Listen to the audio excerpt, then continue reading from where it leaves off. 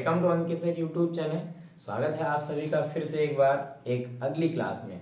तो आज आपको कुछ वर्ड्स दिख रहे होंगे, तो उन वर्ड्स को आपको केवल क्या करना है, प्रोनाउंस करना है। तो सबसे पहला वर्ड आप प्रोनाउंस करिए मेरे साथ। क्या? Climb. Again dumb. Again tomb. Again bomb. Again लिम।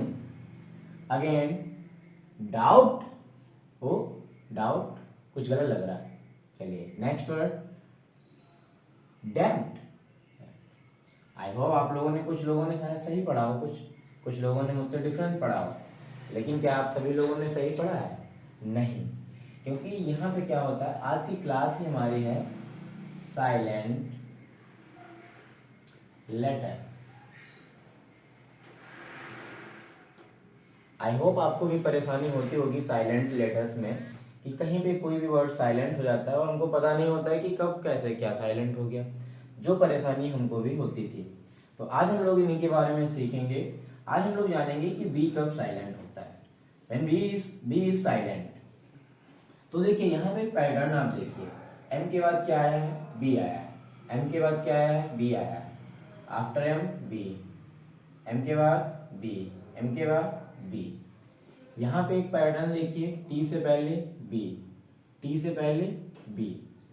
तो ये एक रूल होता है कि whenever m comes before b, जब भी b m से पहले आता है तो उसका प्रोनाउंसिएशन नहीं करते, उसको प्रोनाउंस नहीं करते।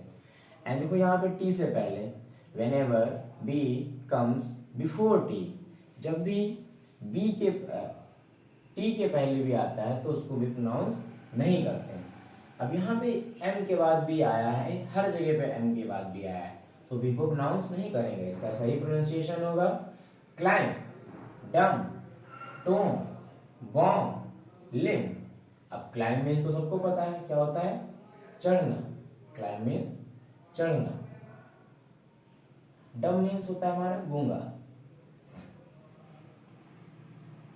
टोम मीन्स होती है कब्र। बॉम्ब मीन्स बम तो सबको पता होगा। लिम मीन्स होता है कि हाथ या पैर का अंग।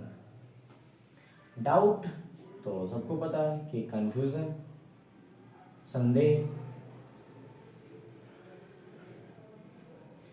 और डेब्ट मतलब उधारी।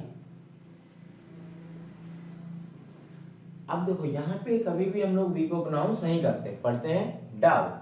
और हम लोग बहुत सारे लोग, क्या मैं खुद पहले ही गलत पढ़ता था, इसको डेप्ट ही पढ़ता, लेकिन इसको पढ़ेंगे डेट, डेट, डाउट, क्लाइंब, डम, टॉम, बॉम्ब, लिम। तो इससे क्या रूल हमारा बना है कि एम के बाद बी आता है तो उसको बी साइलेंट, और टी से पहले अगर बी आता है तब भी हमारा, सॉरी, टी से पहले अगर बी आता है तभी बी साइलेंट रहता है। तो आप इसको ऐसे भी याद कर सकते हैं, जैसे डॉक्टर बनने के लिए सबसे बड़ा कोर्स हमारा होता है MBBS। यहाँ पे BS को हटाकर हम लोग कर लेते हैं T। एक हम ऐसा फार्मूला बना लेते हैं याद करने के लिए, MBBT। T से पहले B आए, B साइलेंट, M के बाद B आए, B साइलेंट। तो ये जो है हमारा रूल 90% केसेस में फॉलो होता है। चलिए आइए देखते हैं कुछ और वर्ड्स। देखिए पहला वर्ड हमारा है, पढ़िए आप, प्लेड्स,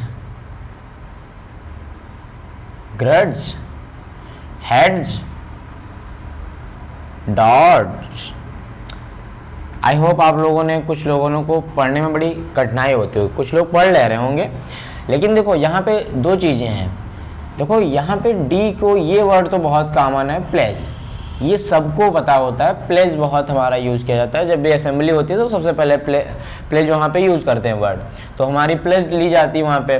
तो प्लेस यहाँ पे क्या होता है, जब भी डी और जी का कॉम्बिनेशन होता है, यहाँ पे डी और जी का हमारा कॉम्बिनेशन होता है, वहाँ पे डी का प्रोनाउंसिएशन नहीं होता है। और एक चीज़ और होती, E, whenever E comes in last, E जब भी लास्ट में आती है तो उसका भी प्रोनाउंसिएशन नहीं होता है। अब यहाँ पे ई को कभी भी, जैसे अगर हम लोग लिखें डेट, डेट ही तो नहीं पढ़ते इसको,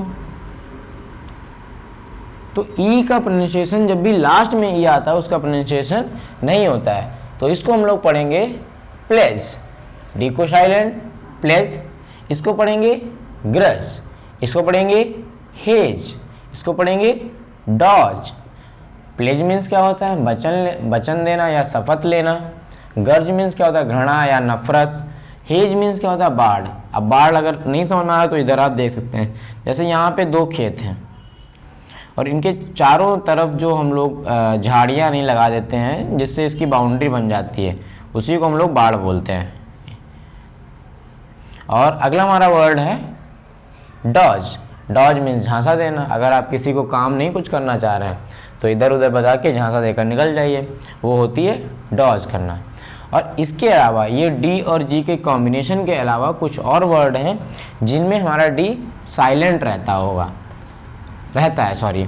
तो देखो वो देखते हैं हम लोग। यहाँ पे एक चीज ध्यान रखिए, डी और जी का कॉम्बिनेशन जब भी आए तो डी का प्रोनाउंसिएशन नहीं होगा। जैसे मैंने लिखा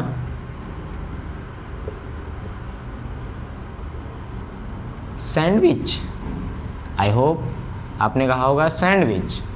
जैसे मैंने लिखा वेडनेसडे, आई होप आप लोगों ने सबने वेडनेसडे ही कहा होगा। ऐसे मैंने लिखा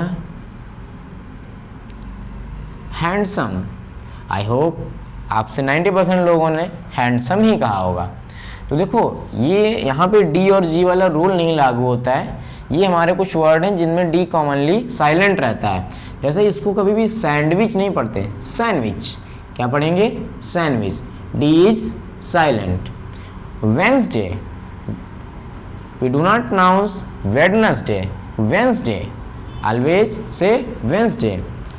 हैंडसम, हैंडसम नहीं कहते भैया तुम बहुत हैंडसम लग रहे हो, handsome. We do not pronounce D, in words में भी डी प्रोनाउंस नहीं करते। एक वर्ड होता है हैंडकरचीफ, हैंकरचीफ, इसमें भी डी का प्रोनाउंसिएशन नहीं होता है। हैंकरचीफ क्या होती है, जो हम लोग जो हाथ वाथ पोंछने के लिए या उसी के लिए यूज करते हैं, उसी को हैंकी को ही हैंकरचीफ बोलते हैं। तो इसमें भी डी का प्रोनाउंसिएशन नहीं होता है। तो ये हो गए हमारे डी और ई का हमने रूल सीखा। ई का क्या रूल सीखा, E whenever E comes in last. जैसे मैंने लिखा डेट, काइट, जब भी ई लास्ट में आता है उसका प्रोनाउंसिएशन नहीं होता है, कभी भी ई को लास्ट में प्रोनाउंस। आई होप आपको ये वीडियो पसंद आई होगी। अगर आपको ये वीडियो पसंद आई है तो उसको लाइक करें और अपने दोस्तों को शेयर करें। और अगर आप चैनल पे नए हैं तो चैनल को सब्सक्राइब करें और बेल आइकन प्रेस करके जरूर रख लें, जिससे हमारे आने वाले वीडियो की नोटिफिकेशन आपको मिल जाएगी। Thank you.